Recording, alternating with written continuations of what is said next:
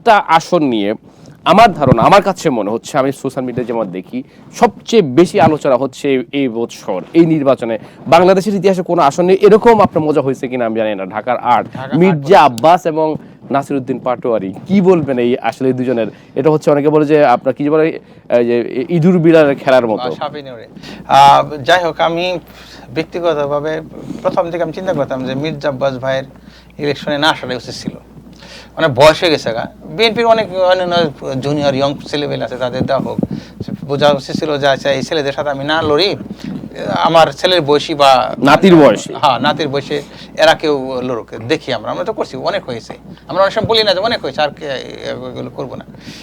আর ওই প্রসঙ্গে আমি বলতেছিলাম যে সেটা হলো, আপনি ইলেকশনের সময় আপনি দেখবেন, আপনি হয়তো আপনার প্রতিদ্বন্দ্বী এনসিপি বলেন আর জামায়াতি বলেন, এমন কোনো কথা আপনার বলা উচিত হবে না নির্বাচনের খাতিরে, ইলেকশনের খাতিরে, এটা বলে বক্তব্য, রেটরিক, উল্টা পাল্টা কথা বলা জানেন, বলা উচিত না। এগুলো আপনার না বলবে, এগুলো তো এড়াই যাওয়া উচিত। আপনার যোগ্যতা বলেন, আপনি ঢোল আপনি নিজে পিটান যে আমি এই করবো সেই করবো, এগুলো সেগুলো আমি ভালো। আমরা যেমন আমেরিকাতে কোনো লোক যদি ভোট চাইতে আসে, আমি তো অনেক ফান্ড রেজিংয়ে যাই, তখন যাওয়ার পরে আমরা তাদের প্রশ্ন করি যে আমি why am going to vote for you, আচ্ছা আমি আপনাকে কেন ভোট দেবো, রাইট, আপনি আমাদের জন্য কি করবেন। বাংলাদেশের মানুষের যারা নাকি আছেন, তাদের এটাই মাথায় রাখা উচিত যে জনগণ আমাকে প্রশ্ন করতেছে আমি আপনাকে কেন ভোট দেবো। সেই প্রশ্ন করুক আর না করুক, আপনি নিজে থেকেই বলেন যে আমি আপনাদের জন্য এই করব।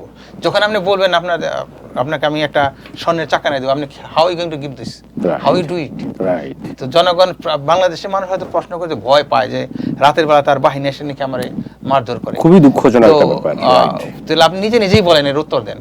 ঠিক তেমনি যে আপনার আব্বাস সাহেব আর পাটুরিয়া সাহেব, পাটুরিয়ার ভাই বলি, ওকে প্লিজ, আমাদের বয়স ছোট হবে, হ্যাঁ। তো পাটুয়ারি, তো আমি মনে করি আপনাদের এখনো সময় আছে, আপনারা সবাই সংযত হন, যার যার ঢোল শেষে পিটান। কারণ কি, আপনারা যদি উল্টো পুল্টো কোনো কাজ করেন, দেখবেন তৃতীয়, ওই বলছি প্রথমেই, ভারত কিন্তু বসে নেই, রাইট।